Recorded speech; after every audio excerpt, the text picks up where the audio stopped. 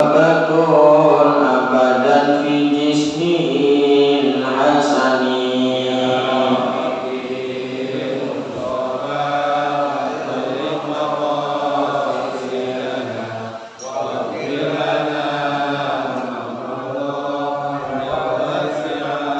bi khalfihi ka'amamin ru'yatun sakatan wa la yura ismu qawlin minhu fi alani balik maqasidana waghfir lana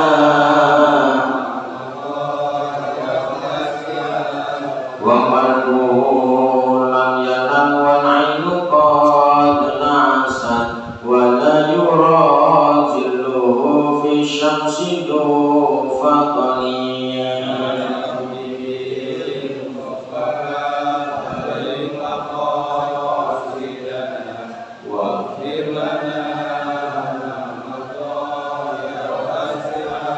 Anfa'u wa na'alata qawman idha jalasu indal biladati sifyada bimuhtatani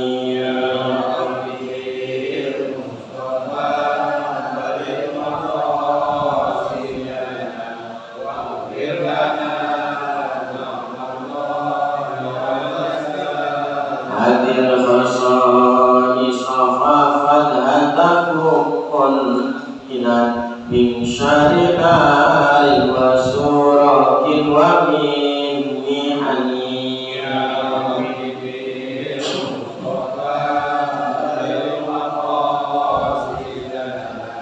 Aghfir lana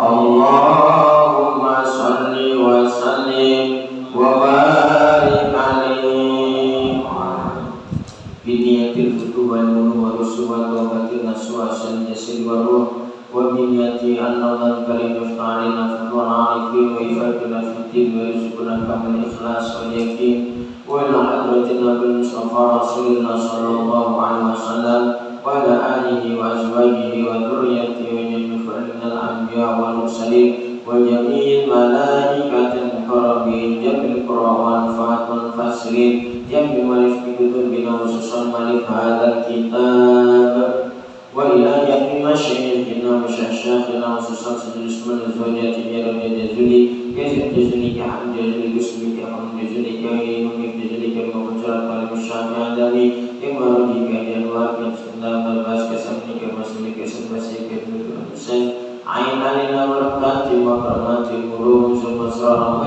jami' abaina wa ummahatina jadatina wa jadatina ammamina ammatina khwalina wa khalatina minal muslimina wal muslimat wal mu'min al-ahya'i minhum wal amwat lahumul fatihah A'udhu billahi minasyaitonir rajim Bismillahirrahmanirrahim Alhamdulillahi rabbil alamin Ar-Rahmanir Rahim Maliki yaumiddin Iyyaka na'budu wa iyyaka nasta'in Ihdinas siratal mustaqim Siratal ladzina an'amta 'alaihim ghairil maghdubi 'alaihim waladdallin Amin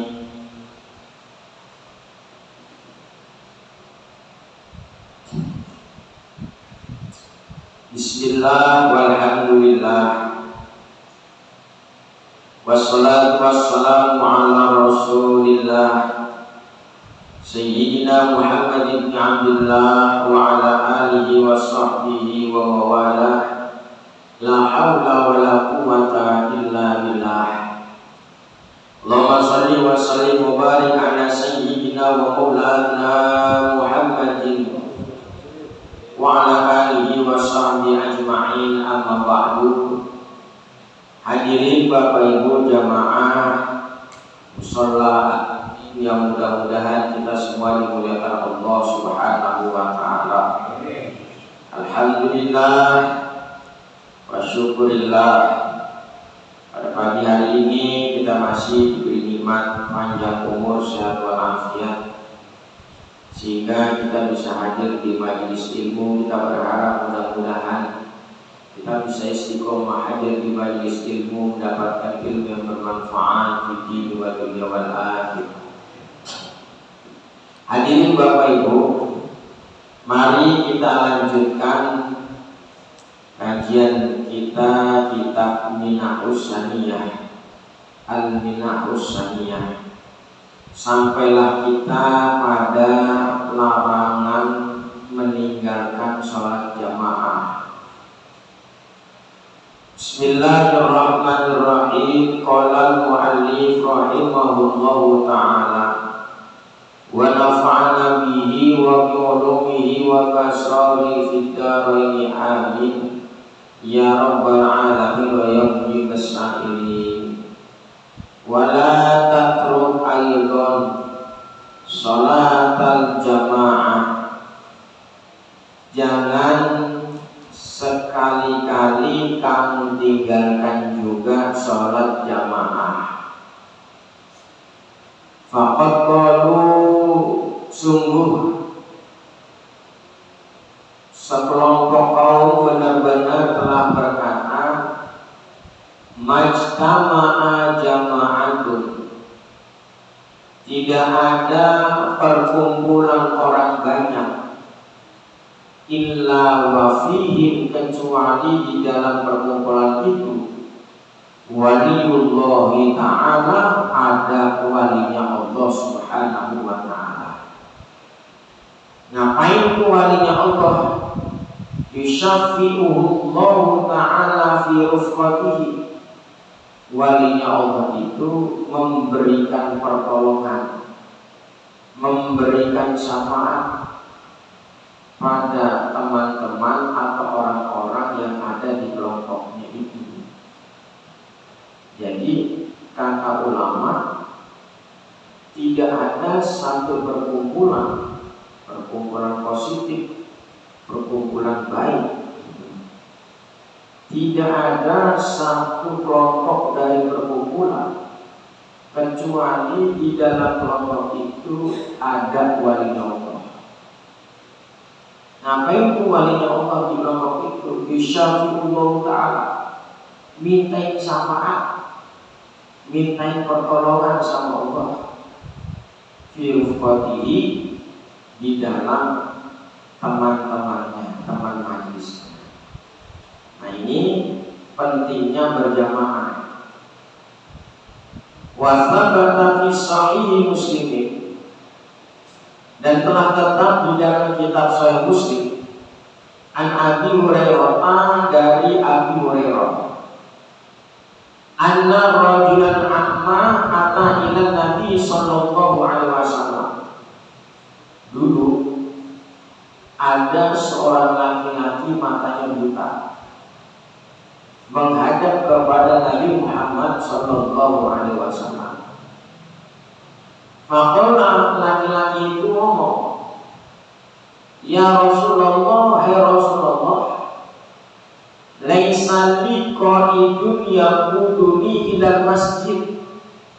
Wahai Rasul, saya matanya buta, saya pengen banget ke masjid, tapi gak ada yang nuntun, gak ada yang ngajak. Fahal li ruhsatun an usalliya fi baiti. Kata pemuda itu, kata laki-laki itu, adakah rukhsah biar saya boleh sholat di rumah? Padahal ini orang matanya buta. Nanti saya ini matanya buta, saya pengen ke masjid, bukan gak pengen, tapi gak ada yang nuntun, gak ada yang ngajak. Adakah rukhsah bagi saya biar saya bisa sholat di rumah? Farakhasallahu. Akhirnya kata Nabi, ya udah gak apa-apa sholat di rumah, emang gak ada yang nuntun sih. Falamma walla da'ahu, ketika si laki-laki yang matanya buta itu udah mau pulang, tiba-tiba Nabi manggil. Faqala, kata Nabi begini, hal tasma'u inna habis sholat? Qala na'am. Qala fajib. pas lagi-lagi ngadep Nabi itu mau pulang balik badan kata Nabi, sini dulu, bentar, saya tanya. Ente kan matanya buka, iya Nabi. Mau ke masjid nggak ada yang nuntun, iya Nabi. Sekarang aku bisa mau tanya, ente masih bisa dengar nggak suara azan? Ente masih dengar nggak suara azan? Kata yang buka itu, maaf masih. Wajib. Kalau masuk berarti ente harus ke masjid. Biar kata matanya buka, mau ke masjid nggak ada yang nuntun, nanti karena masih dengar panggilan suara azan, sholatnya jamaah di masjid. Ini pada orang matanya buta. Wa kana salafu yauduna fawata sholatil jamaah musibatan. Ulama-ulama salaf itu Pak, kalau beliau ninggalin sholat jamaah, beliau menganggapnya itu adalah sebuah musibah. Ya, subuh kayak gini, nggak bisa sholat, nggak bisa ke masjid jamaah kan, susah, hati susah. Dia ulama salaf itu, kalau beliau ninggalin sholat jamaah sekalian, menganggapnya itu musibah, sebuah musibah. Bukan tenang-tenang aja, bukan enak-enak aja, tapi namanya musibah, susah hatinya. Bahkan nanti dijelasin, ada orang yang kalau dia ninggalin sholat jamaah sekali aja nih, susahnya nih galaunya, nggak bisa hilang kecuali satu seminggu. Nggak sholat jamaah sekali, ninggalin sholat jamaah sekali, itu hatinya gelisah, hatinya ngerasa susah sampai seminggu. Bahkan ada orang-orang yang hebat, bukan ninggalin jamaah, ketinggalan satu rakaat imam, maksudnya nggak bisa bareng sholat imam sampai ketinggalan satu rakaat pulang imam. Itu artinya bisa sampai 3 hari nggak subuh bisa. Ya, yang benar bagi urusan akhirat kita bisa susah. Nah, itu. Waqad waqa'a anna ba'dahum, dan telah terjadi pada sebagian ulama salaf, kharaja ila ha'itin lahu, dia keluar ke kebunnya, yakni hati pertanahin, ke kebun kurma. Faraja'a, kemudian dia pulang. Waqad shallal nasu bi sholatil asri, ternyata orang-orang udah selesai melaksanakan sholat asar. Faqala, kemudian dia ngomong, inna lillahi fatatni sholatul jamaah, saya udah ketinggalan sholat jamaah. Ushidukum alayya anna haqiqi alal masakini shadaqatun, saya bersaksi, saya janji kebun-kebun saya bakal saya sedekahin sama orang-orang miskin. Ya, ini sampai begitu Pak. Ada orang ke kebun, gara-gara ke kebun dia ketinggalan sholat jamaah asar.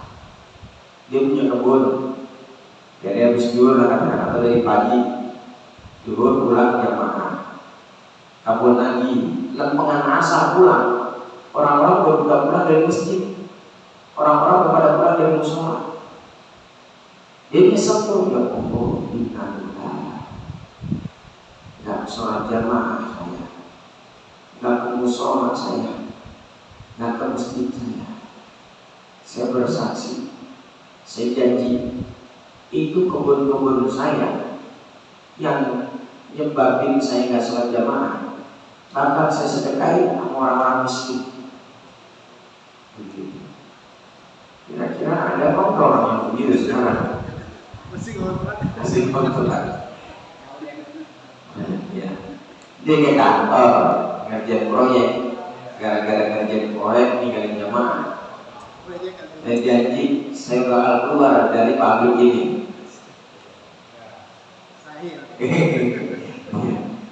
Keluar mah mati Ustaz, kagak bisa makan.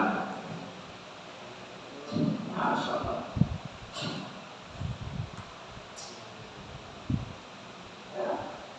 Wafatan, nah ada lagi. Wafatan Abdullah bin Umar radhiyallahu anhuma sholatul isya fil jamaah. Dulu pernah terjadi lagi. Ini dialami oleh Sayyidina Abdullah bin Umar. Syekh Abdullah bin Umar suatu saat beliau ninggalin sholat isya, ninggalin sholat jamaah isya, ninggalin jamaah sholat isya, bukan sholatnya jamaahnya, ninggalin jamaah sholat isya. Fasolatil kalailata, kemudian akhirnya dia sholat semalam suntuk hatta takut al-fajr, sampai waktu subuh. Beliau lakukan jabron 5 fatahu min sholatil isya fil jamaah. Hal itu beliau lakukan buat nambelin gara-gara semalam gak bisa jamaah isya. Abdullah bin Umar, sahabat Abdullah bin Umar, gara-gara ninggalin gak jamaah sholat isya, akhirnya semalam suntuk dia melakukan sholat sampai waktu subuh. Ya, sampai waktu subuh. Sholat sunnah. Harapannya sholat yang semalam suntuk itu bisa nambelin jamaah yang dia tinggalkan. Wa Ubaidillah bin Umar al-Qawariri rahimahullah ta'ala. Nah sekarang dari Ubaidillah bin Umar. Allah Ubaidillah berkata, lam takun tafutuni sholatun fil jamaah. Saya tidak ada bagiku meninggalkan sholat jamaah. Fanazala bi dhaifun,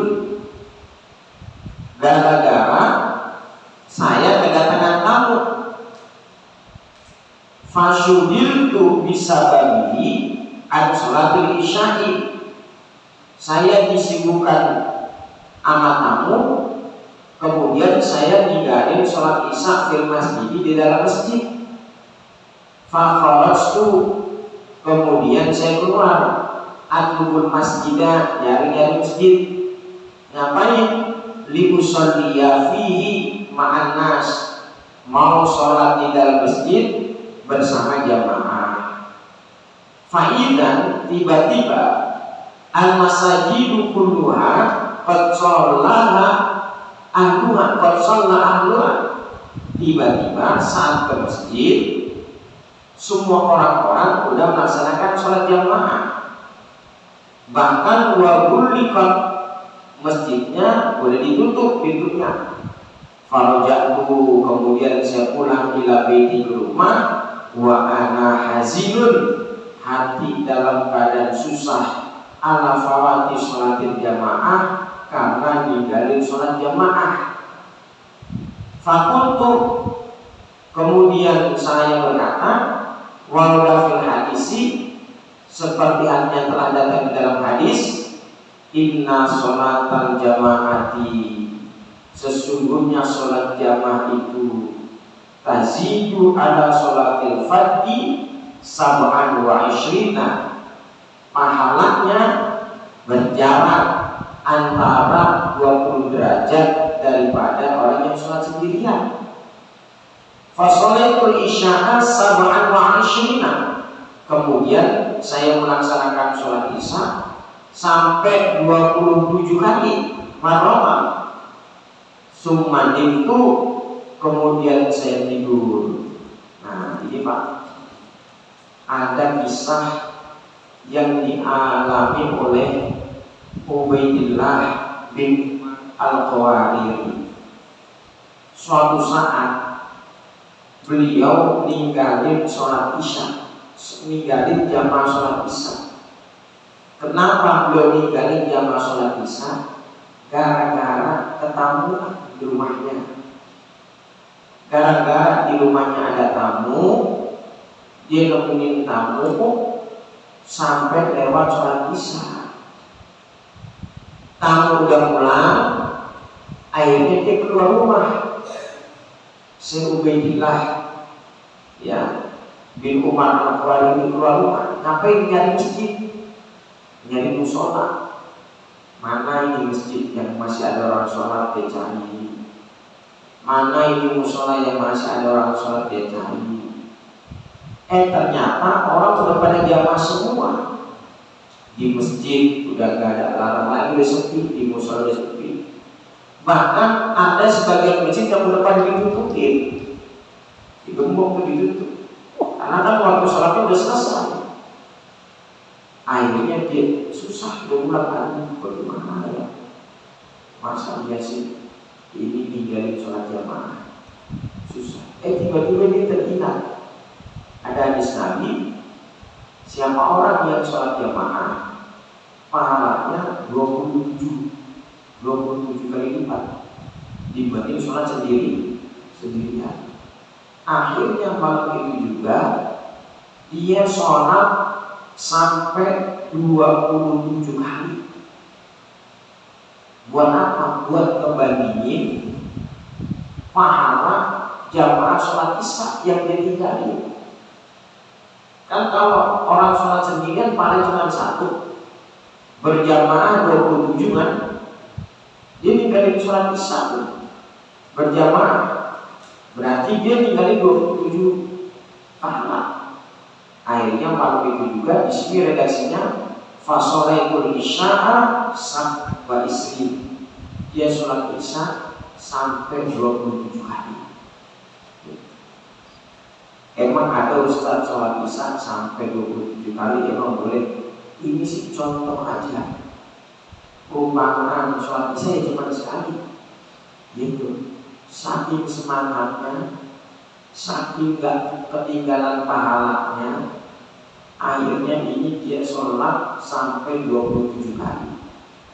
Dengan harapan mudah-mudahan bisa ngimbangin pahala sholat jamaah itu ditinggalkan.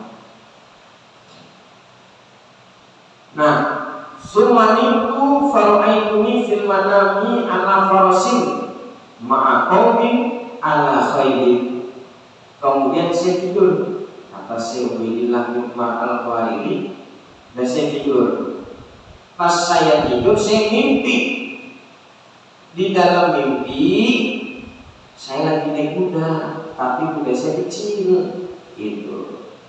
Ya, ketemu sama kaum, sama kelompok yang lagi naik kuda tapi kudanya gede. Wahum amami, dan kelompok yang naik kuda gede itu di depan. Sedangkan Ubaidillah bin Umar Al-Qawariri naik kudanya di belakang, kudanya kecil pula.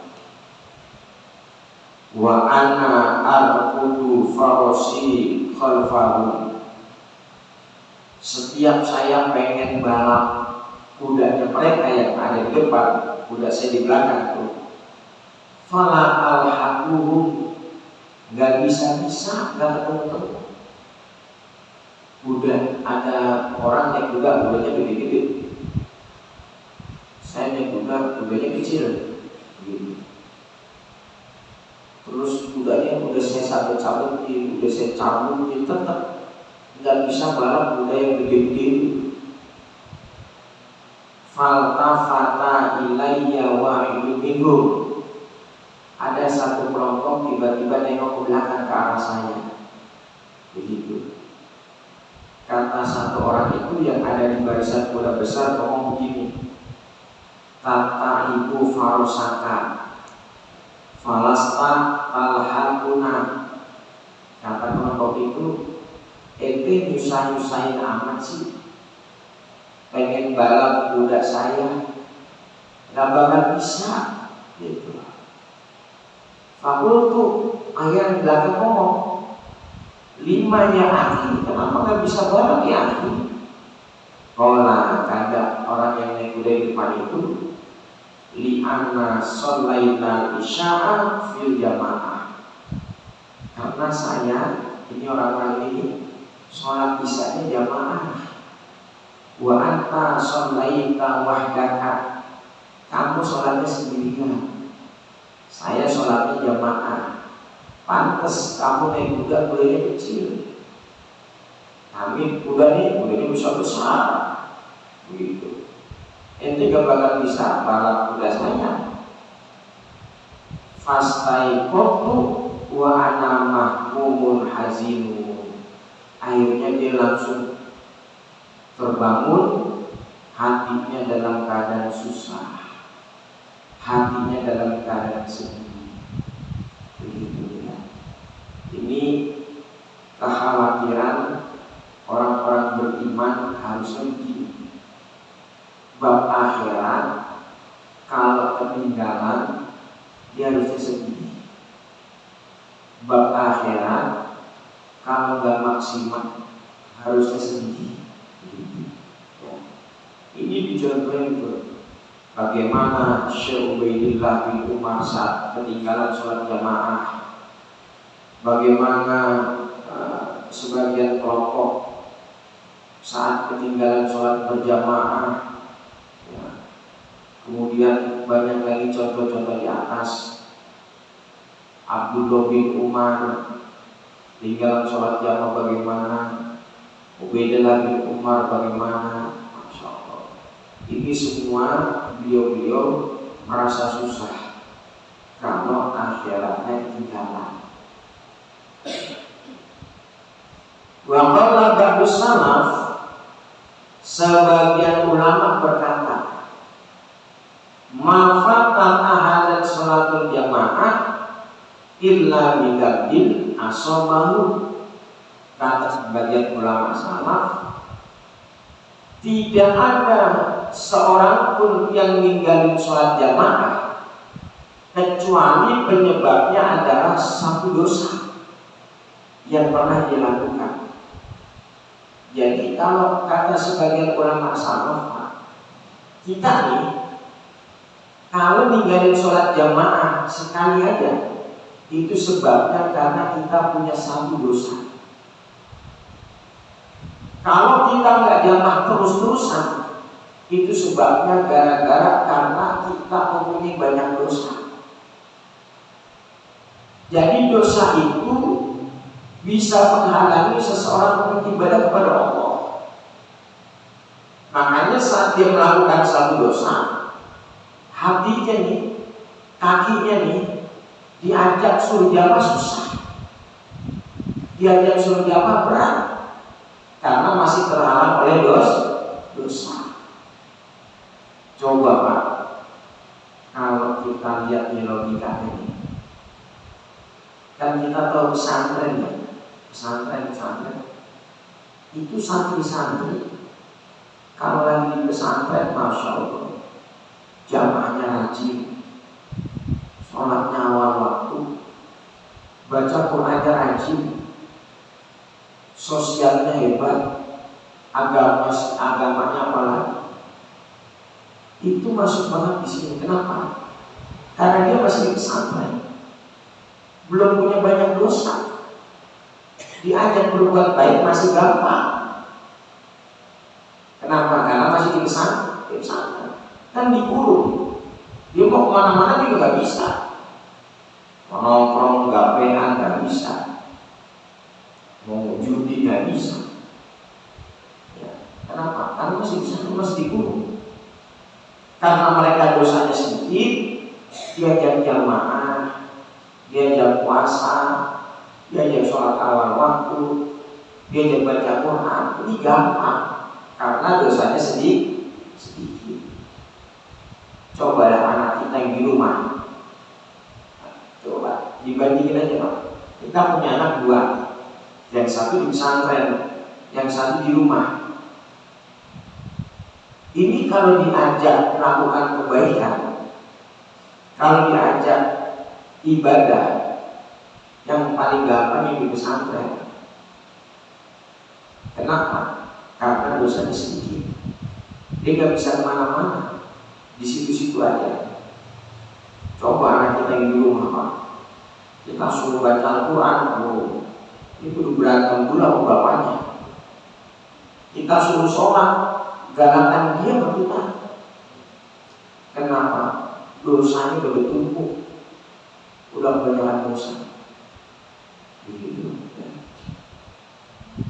Kenapa orang-orang di Mekah, orang-orang di Madinah merasa ibadahnya gampang? Kenapa? Karena kita di sana susah berbuat dosa. Coba deh yang pernah umroh, yang pernah haji, pasti ibadahnya rajin di sana. Zamannya apalagi begitu. Jauh Ustaz, biar kata jauh dia pakai bus tuh, naik taksi buat bela-belain biar dapat jamaah. Kenapa? Dosanya sedikit. Coba kalau udah pulang ke Indonesia, pulang ke tanah air, ke pedalaman, ada orang naik taksi mau jamaah amin, naik grab, waduh, mau jauh udah naik grab aja biar jamaah. Nggak ada. Kenapa? Kan udah pulang, dosanya udah banyak lagi. Nah, jadi kalau kata ulama salaf begitu, sebab kita susah berjamaah gara-gara kita masih punya satu dosa.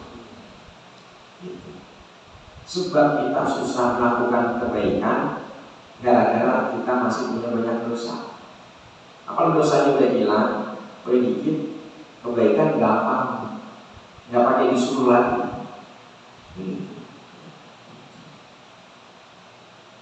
Wabakana ya'uzuna, dan mereka ulama-ulama salaf bertakziah anfusahum pada dirinya sendiri sab'ata ayyamin, selama 7 hari, idza fata ahadul sholatul jamaah, apabila ada salah satu di antara mereka meninggalkan sholat jamaah.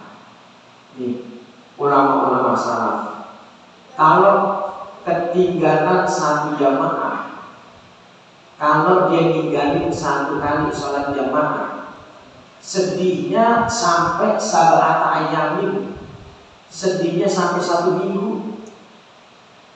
Ya, orang-orang dulu tuh ulama masalah, kalau dia ninggalin 1 kali jamaah, sedihnya sampai 1 minggu.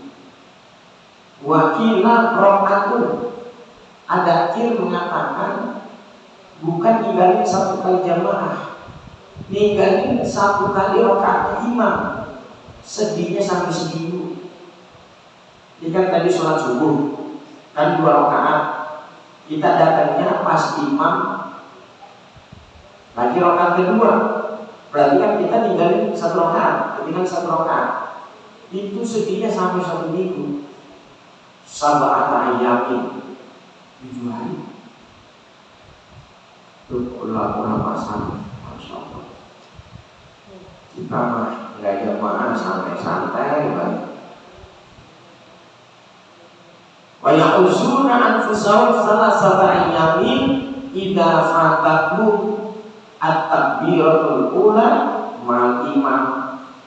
Bahkan ada dari ulama salaf yang sedihnya sampai 3 hari kalau dia ninggalin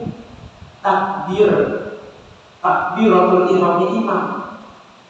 Tadi kan kita sholat subuh nih, yang bagus imam takbir, makmum takbir, begitu. Kalau imam udah takbir, kemudian makmum setelah Al-Fatihah baru datang, atau di tengah-tengah Al-Fatihah baru datang, itu ulama-ulama salaf dulu yang model begitu tuh, sedihnya sampai 1 minggu. Ya. Jadi Masya Allah, ada itu Pak di Kediri, namanya pesantren Fathul Ulum, pesantren hikmah. Ya ini masih ada. Itu kayak pesantren Kloso, Ilmu, kalau udah selesai biasanya untuk penyempurnaan ilmu hikmah ada yang kesana di Parang di Kediri kita. Itu cerita salah satu ceritanya diceritakan oleh pengasuhnya, namanya Ki Abdul Hanan, orang istiqomah ngaji istiqomah ya dia Kloso salut sama beliau, istiqomah orang yang ngaji, senang ngaji.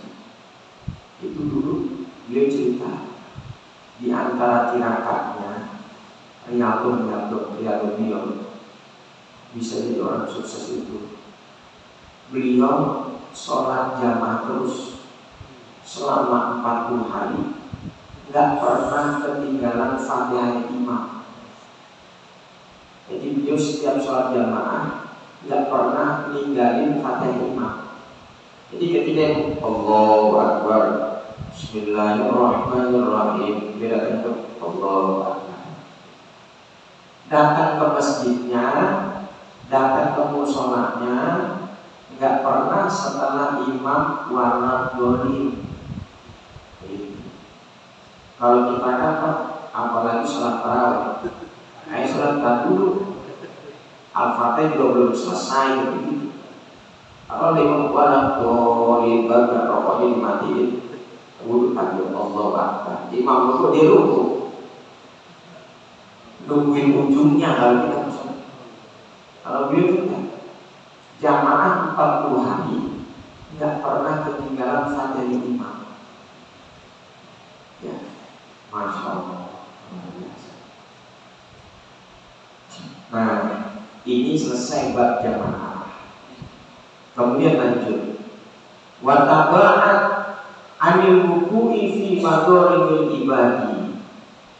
Jauhlah olehmu, jangan sampai kita mendolimi orang lain. Mutlakon secara mutlak, siapa kecil, gede, tua, muda, nggak boleh kita mendolimi orang lain. Sengaja nggak disengaja, nggak boleh. Li'annahu diwanun layatul ta'ala, karena setiap kita lakukan, setiap apa yang kita lakukan, Allah dicatat. Gak bakal Allah lupain, gak bakal Allah tinggalin. Semua catatan kita berdasarkan amalan kita di dunia, besok bakal dibuka, bakal dibaca di akhirat. Begitu. Maka jangan sekali-kali kita menjolimi orang lain. Wa amma zulmul abdi li nafsihi, adapun zalimnya seorang hamba terhadap dirinya, birtikabil ma'asi, dengan sebab melakukan kemaksiatan duna syirki billahi ta'ala, selain syirik kepada Allah Subhanahu wa ta'ala. Wa ikana wa yatiu ila dzulmi nafsi, walaupun syirik itu termasuk perbuatan yang menzalimi dirinya juga, fa innahu diwanun, semuanya itu bakal dicatat oleh Allah. La yaqba'u, Allah enggak bakal peduli. La yaqul haqqu ta'ala bihi, Allah enggak bakal peduli. Yufaru bi taubati, semuanya itu bakal diampuni dengan taubat. Jadi jangan sampai kita menggolimi orang lain. Berarti golim terhadap dirinya nggak apa-apa, nggak boleh juga.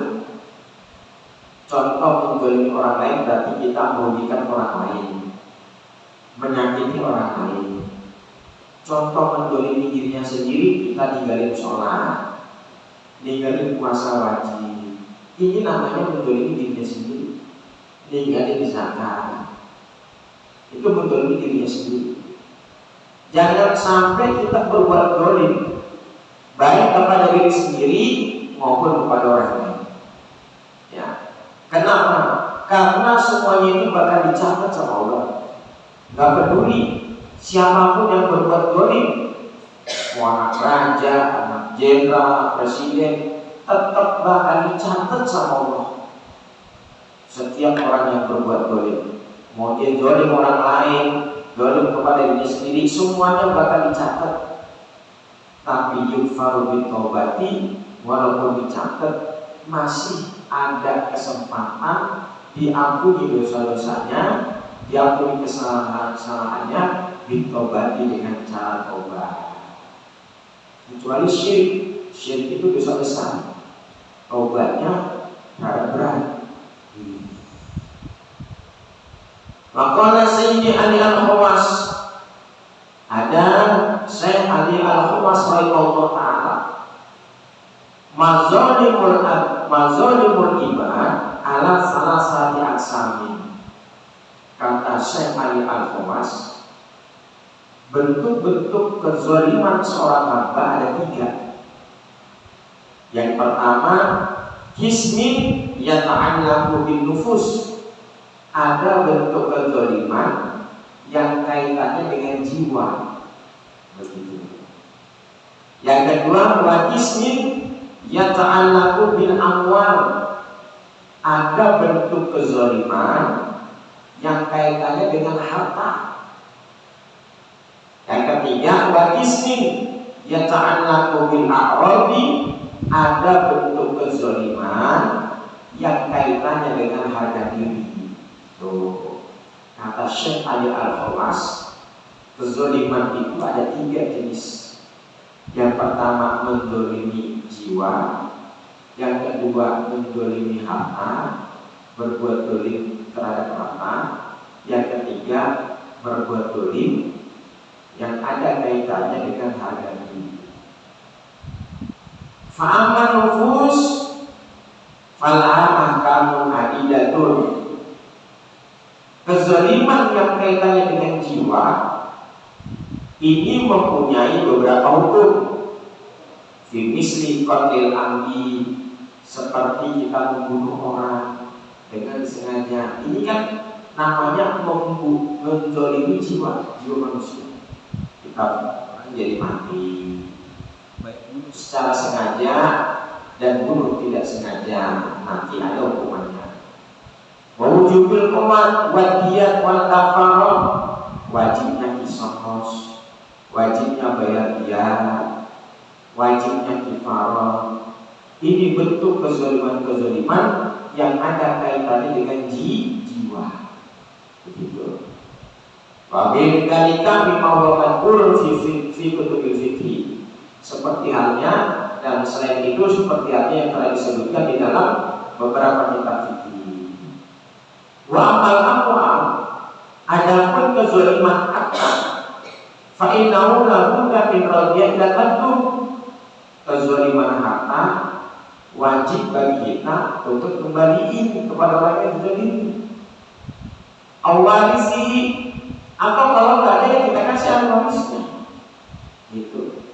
Haji, mohon maaf, kemarin saya nggak sengaja karena perut saya lapar, di bawah pohon mangga Haji saya nemu mangga, langsung saya makan aja di situ. Saya karena lapar Haji, ini saya ada duit, mangganya saya ganti. Umumnya harganya 10.000, saya kasih 10.000 aja. Kita dolim terhadap apa? Atau kita mengundi, ya, kita ngambil duit, hak orang kita ambil, kita balikin. Kemudian kalau orang yang gak ada, kita cari ahli warisnya. Yakin ini udah meninggal atau udah hilang, jejaknya gak ada, WA-nya gak ada, nomor HP-nya gak ada, kita kasih ahli warisnya. Kita titipin saudaranya. Begitu.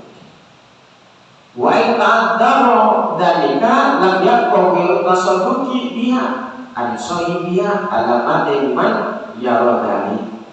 Kalau ternyata orangnya udah enggak, ahli warisnya juga enggak ada, saudara-saudaranya udah nggak ada, kehilangan jejak. Sementara kita masih utang sama dia, bagaimana tuh? Udah kita sedekahin atas nama orang itu. Ya Allah, ini saya punya utang sama si A 100.000. Udah saya cari orang yang nggak ada, keluarganya nggak ada, saudaranya nggak ada, intinya udah kehilangan jejak. Dari 100.000-nya saya sedekahin atas nama si A. Ya Allah, begitu. Ya. Jangan, aduh alhamdulillah orang udah nggak ada, keluarganya udah nggak ada, saudara nggak ada yang begitu. Rezeki itu bukan rezeki. Fa'in ajaza'an radul madhalim falyastaksir minal hasanat allati yuwafi minha al-burama indal mizan. Kalau ternyata kita berbuat dolim ngambil duit orang sampai kita mau mati, kita gak bisa ngulangin duitnya. Emang kita gak punya duit, gak punya rezeki untuk ngulangin duitnya. Bagaimana Ustaz? Ya udah, falyastaksir minal hasanah. Baikin melakukan kebaikan-kebaikan, banyakin melakukan kebaikan-kebaikan dengan harapan kebaikan yang kita lakukan itu nanti ketika di dalam timbangan mizan bisa ngimbangin kesalahan kita, bisa ngimbangin dosa-dosa kita. Lakukan kebaikan-kebaikan. Ya. Nah, kemudian wa illa falyata'ahad linahammuli asqalil madum aw zarihi yaumal qiyamah. Kalau kita enggak mau balikin hak dari saudara kita enggak mau balikin uang yang udah kita ambil dari saudara kita, padahal kita punya duit, ya siap-siap falyata'ahad, siap-siap litahammuli asqalil madum wa auzari yaumal qiyamah. Besok di hari kiamat dosa-dosa orang yang dizalimi dioper ke kita, kebaikan-kebaikan kita dioper kepada orang yang dizalimi. Begitu. Jadi orang yang dizalimi besok di hari kiamat penuh dengan pahala, sedangkan kita orang yang dizalimi penuh dengan dosa. Begitu. Ya. Kemudian warada fi shahihi, telah datang di dalam hadis sahih, anna man kana lahu hasanatun ukhidha min hasanatihi wa utiya lil madlum wa man lam yakun lahu hasanatun tu'iya alaihi min sayyi'atil madlum wa kutiba lahu kitabun ilal nar. Tadi jadi dosa-dosanya orang yang dizalimi bakal dioper kepada orang yang dizalimi. Pahala-pahala orang yang dizalimi bakal dioper kepada orang yang dizalimi. Wa kutiba lahu kitabun ilal nar, dan nanti kesimpulannya orang yang dizalimi bakal Allah kirim ke dalam api neraka. Satu lagi, wa amal a'rad, adapun dosa zalim yang kaitannya dengan harga diri, kehormatan, faqad dzakara ba'du muhaqqiqil a'imma fiha tafsilan, ya, hasanan la'allahu ahwatu wujud fi hadzal bab wa huwa anna tilkal madlamah ikanat ghaibatan aw namimatan fala yahlu al-amru fiha min ahadi halaini. Jadi untuk yang ketiga, insya Allah kita lanjutkan pada pertemuan berikutnya ini karena masih panjang. Ya. Jadi kesimpulannya pagi ini kita membahas yang pertama, jangan sampai kita ninggalin jamaah. Yang kedua, jangan sampai kita berbuat dolim sama siapapun, baik mendolimi orang lain atau mendolimi diri sendiri. Begitu. Karena orang yang berbuat dolim, maksudnya mendolimi orang lain, besok bakalan rugi di hari kiamat. Terima kasih. Ya, sebelum ditutup, mungkin kiranya ada yang mau tanya, dipersilahkan. Bapak Ibu sekalian, silakan yang ada pertanyaan baik tentang hal lain yang bisa disampaikan oleh Bapak Ibu. Ya, waalaikumsalam warahmatullahi Pak, saat kita selesai melakukan pekerjaan maupun perjalanan, kita pergi ke musola, ternyata di sana sudah selesai berjamaah. Kita akhirnya melakukan sholat sendiri, dan setelah selesai kita sholat, kita mendengar ada orang yang mengambil wudhu. Apakah kita boleh ikut berjamaah lagi? Ya. Jadi boleh nggak Ustaz pertama sholat sendirian, kemudian ikut sholat jamaah? Boleh, nggak apa-apa. Kita sholat sendirian udah selesai, kemudian sholat jamaah, nggak ada masalah, gitu, nggak apa-apa. Ada ulama yang mengatakan begini, kita boleh sholat 2 kali, yang penting pertamanya jangan sholat sendirian. Misalnya jamaah maghrib, biasanya kan habis maghrib itu suka ada taklim, jamaah sholat maghrib dulu. Selesai sholat maghrib, gurunya datang, belum sholat, gurunya sholat. Kita boleh tuh sholat lagi jamaah di belakang dulu, selagi kita belum sholat sendirian. Ada ulama yang mengatakan, tapi kalau udah sholat sendirian, nggak boleh mengulangi lagi sholat 2 kali. Begitu. Terus bagaimana prinsipnya? Boleh, terserah kita mau sholat sendirian kemudian sholat lagi, atau setelah jamaah kemudian sholat lagi, nggak apa-apa, nggak ada masalah. Tapi jangan habis sholat sendirian kemudian sholat sendirian lagi, ya nggak boleh. Setelah kita sholat sendirian, sholat jamaah boleh. Habis kita jadi makmum, sholat jamaah, pengen jamaah lagi, makmum kedua kali boleh juga.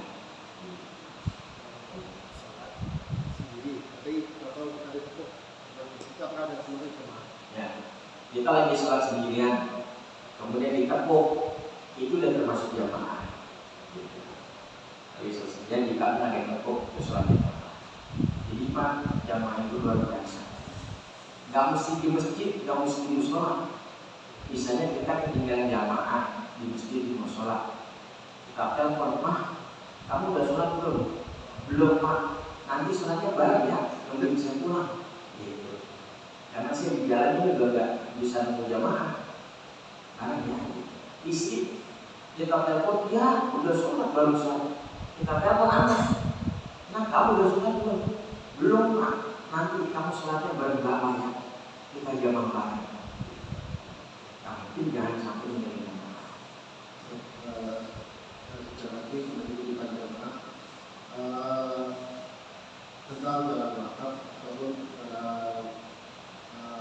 musola ya. Kemudian kita bulan ini kan selesai ada misalkan hanya kasur atau yang pakai, apakah itu bisa dijual-jualkan kemudian uangnya itu untuk kedua kali, atau misalkan perusahaan di bawah tentang perusahaan itu boleh tidak dijual, tapi itu kasih itu masuk ke musola atau kedua kali. Karena ini ada orang yang bilang kalau yang orang itu sampai kusut itu tidak boleh dijual, itu seperti apa.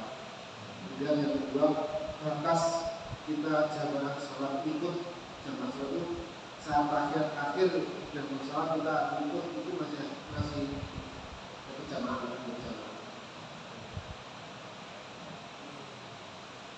Baik, yang pertama tentang pemanfaatan barang bongkaran masjid misalnya. Yang ada pertanyaan, sisa-sisa bangunan masjid yang telah dibongkar, yang mau direnovasi sebaiknya dikemanakan? Gitu. Misalnya kita punya musola, kita bongkar musola di masjid itu, barang bekas bongkaran kita kemanakan? Nah, satu, boleh diberikan pada masjid lainnya. atau musola lainnya. Ini dikutip di dalam kitab Hasyiah I'anatul Thalibin juz 3 halaman 181. Wala saya baca terjemahnya. Dan tidaklah diperbolehkan menggunakan bahan-bahan yang tersisa dari pembangunan atau perbaikan masjid untuk dipakai selain masjid seperti pesantren, sumur dan lain-lainnya. Barang masjid itu nggak boleh digunakan, barang masjid yang tersisa nggak boleh digunakan untuk selain masjid. Kalau dikasih ke masjid lagi nggak apa-apa. Begitu pula sebaliknya pembangunan pesantren dipakai ke masjid. Kecuali ada faktor uzur, maka diperbolehkan penggunaan sisa bangunan di atas untuk digunakan pada selain jenisnya. Misalnya karena masjid nggak diterima, musola nggak diterima, ada nih madrasah yang kekurangan biaya, nggak ada yang nyumbang, boleh kita kasih, boleh. Yang penting untuk kemaslahatan orang Islam. Benda-benda wakaf milik masjid, sumur dan pesantren apabila ada kendala dalam mengalokasikan aset-asetnya sesuai dengan apa yang disyaratkan oleh pihak yang memberi wakaf, karena masjid telah rata dengan tanah atau karena perkampungannya telah tak berpenghuni, maka pihak yang berwenang harus turun tangan mengenai hal di atas. Dan dalam pengalokasiannya ada 5 cara. 1. Pendapat Imam Ruyani, Imam Mawardi dan Imam Mulkini, aset-aset itu diberikan pada fakir miskin. Aset-aset masjid musola wakaf tuh. 2. Dalam pandangan Mufazi, Imam Mufazi dan Mawardi, permasalahan di atas sama dengan wakaf mungkotit akhir. 3. Menurut Imam Mufazi pula digunakan untuk kemaslahatan, apa aja boleh pesantren, boleh madrasah. 4. Imam Haramain dan Imam Ibnu Ujair berpendapat disimpan dulu untuk membangun kembali masjid yang telah hancur. Yang 5. Pendapat yang utama yang dipaparkan oleh Syekh Yusuf Al-Ardabili dalam kitab Al-Anwarnya dan Al-Jawahir dan Syekh Zakaria Al-Sholih bahwa aset-aset itu digunakan untuk pembangunan yang sama dari satu masjid ke masjid lainnya, dan yang utama adalah untuk masjid terdekat. Nah, ini pendapat yang utama, barang sisa masjid pemanfaatannya harus untuk masjid lainnya, begitu. Kecuali ada uzur. Uzurnya itu misalnya yang masjid lainnya nggak ada yang menerima, gitu. Atau udah cukup, musola juga nggak ada, udah cukup, gitu. Nah, ada itu madrasah, nah alokasikan. Atau tadi digunakan untuk kemaslahatan, misalnya dijual, kemudian dibeliin lagi untuk kemaslahatan masjid. Misalnya kasop, udah jual aja, tapi uangnya buat masjid ini untuk kemaslahatan. Nah, itu pendapat Imam Al-Mufazi. Tapi kalau menurut pendapat yang utama, Syekh Zakaria Al-Sholih, aset-aset masjid itu kalau nggak dipakai diberikan ke masjid lainnya. Begitu. Jadi terserah kita mau pakai yang mana. Memang kalau orang bilang ini barang masjid nggak boleh dijual, itu berarti ikut pendapat pertama, nggak boleh dijual. Ya, kalau mau dimanfaatin ya manfaatin masjid sebelah, gitu, masjid sebelah. Ini ada lagi, kayu sisa pembangunan masjid bolehkah dibuat kayu bakar atau bolehkah dijual usai masjid yang tidak dipakai? Nah, jawaban, perkakas dan alat-alat yang sebelumnya milik masjid bila telah rusak atau tidak dipakai, solusi yang ditawarkan adalah 1. Dirawat. Mungkin satu saat dibukakan kembali pada masjid tersebut. Bila tidak, maka 2. Diberikan kepada masjid terdekat karena mungkin di sana lebih dibutuhkan. Bila nggak ada lagi, 3. Diberikan kepada orang yang mewakafkan kembali. Bila tidak lagi, 4. Diberikan pada fakir miskin atau digunakan untuk kepentingan umat Islam bersama. Kemudian Masalah menjual sisa-sisa barang masjid terjadi perbedaan pendapat. Ini dua. Satu, menurut Imam Syafi'i dan Imam Malik tidak boleh dijual dan barang-barang yang masih dapat digunakan diberikan kepada masjid lain yang membutuhkan. Imam Syafi'i dan Malik tak boleh menjual aset masjid yang udah nggak pakai pun. Bolehnya dikasih ke masjid lain yang membutuhkan. Dua, menurut Imam Ahmad bin Hanbal boleh dijual dan uang hasil penjualan digunakan untuk membeli barang yang sama. Kita jual kasur, ya beli lagi kasur. Kita jual keramik, beli lagi keramik. Kita jual karpet, beli lagi karpet. Begitu. Ini kata pendapat Imam Ahmad bin Hanbal. Ya, ini penjelasannya ada dalam kitab Hasyata Uyubi wa Umerah juz 3 halaman 110. Ya, cetakan Maktabah Darul Ihya'il Kutub Al-Arabiyah. Jadi clear ya tentang menjual aset atau barang yang dipakai di masjid. Itu ada dua pendapat, Imam Syafi'i dan Imam Malik tak boleh dijual, boleh dikasih masjid lain. Wing-wingnya ya kita ikut pendapat Imam Ahmad. Ya, misalnya kalaupun nggak bisa dibeli barang yang sama, yang penting untuk kepentingan masjid, wing-wingnya kita jual aja. Nah uangnya kita taruh ke kas masjid, gitu. Buat di keramik, buat di apa. Itu kita ikut pendapat Imam Ahmad bin Hanbal. Tapi kalau Imam Syafi'i Imam Malik nggak boleh, harus dikasih ke masjid yang terdekat. Terus kemudian tadi jamaah itu Pak, yang penting sebelum imam salam kita masuk ikut dapat pahala jamaah. Nanti imam salam nih, imam belum salam dia masuk dapat pahala jamaah. Yang nantinya dapat pahala jamaah itu dalam bab sholat jamaah satu, softnya bolong-bolong. Ini soft satu belum kelar, kemudian soft lagi.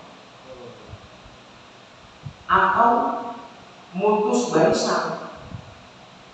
Kalian 1, 2, 3, ini udah penuh kan? Dia bikin barisannya di soft ke 10. Barisan tempat 5 kosong, dia bikin ujung. Karena enaknya misalnya ujung ada AC-nya, ada kipas anginnya, gitu. Itu mutus soft, itu nggak dapat pada jamaah. Dapat sah, tapi tidak dapat fadilatnya. Fadilah ini yang utama jamaah. Ya. Di bawah banyak ulama itu cara mananya gimana? Ya, kalau Al-Quran itu memang kita harus hati-hati, tidak boleh sembarangan. Itu yang bagus. Kita siapin tempat ini, pakai seng. Al-Qurannya taruh di belakang, abunya kita alirin ke kali. Kali dia kotor kan? Cari ke sono kali ke laut, cari yang nggak bersih tuh, laut kita alirin. Nggak apa-apa biar kotor, yang penting ngalir. Ngalir. Iya. Nah, di tempatin dulu tuh, biar abunya ngumpul maksudnya, biar abunya ngumpul, tempatin dulu. Biar abu ditaruh, dibakar abunya ngumpul situ nanti kan, tinggal kita ambil ke bawah. Tapi jangan sampai kelihatan orang lain gitu ya. Iya. Viral video itu bakar Al-Quran katanya, sesat ini. Waduh, bisa kriminalisasi begini kan? Jangan sampai orang lain tahu. Jalan-jalan aja. Mungkin kalau viral bakar Al-Quran. Memang kita harus hati-hati. Ya termasuk itu jangan sampai orang lain tahu. Benar itu. Jangan sampai orang lain tahu. Iya, kan nanti salah persepsi. Iya. Jadi bakal lakukan kan? Nomor soalnya bakal lakukan. Iya, siap. Cukup ya. Lupa bakal kayak gini. Mudah-mudahan kita ngaji istiqomah, manfaat dan Rabbana atina fid dunya hasanah wa fil akhirati hasanah wa qina adzabannar. benar. Sallallahu alaihi wasallam Muhammadin wa ala alihi wasallam. Alhamdulillahirabbil alamin. Terima kasih para dengan Allah wa fiqh Assalamualaikum warahmatullahi wabarakatuh. Waalaikumsalam warahmatullahi wabarakatuh. Kajian haji kita pada ini sangat banyak sekali ilmu-ilmu yang kita dapat, mudah-mudahan bisa kita terapkan dalam kehidupan sehari-hari. Terima kasih atas semuanya. Insyaallah kita berjumpa lagi di akhir ketika bahas tersebut. Assalamualaikum warahmatullahi wabarakatuh.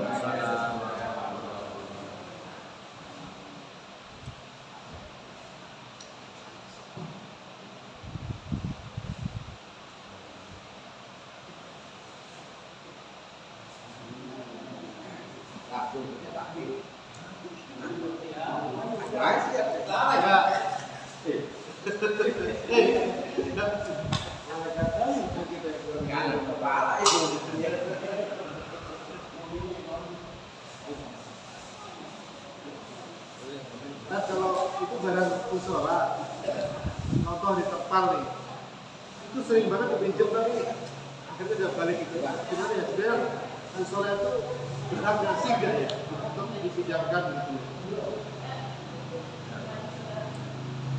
Jadi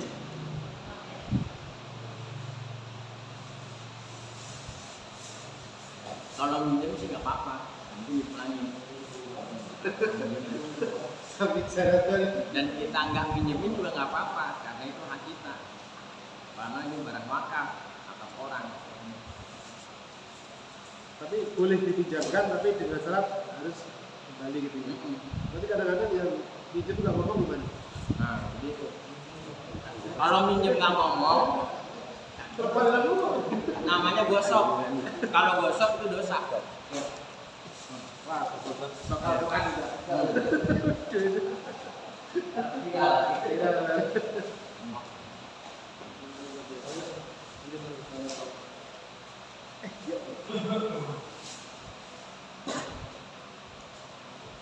Misalnya kan di bawah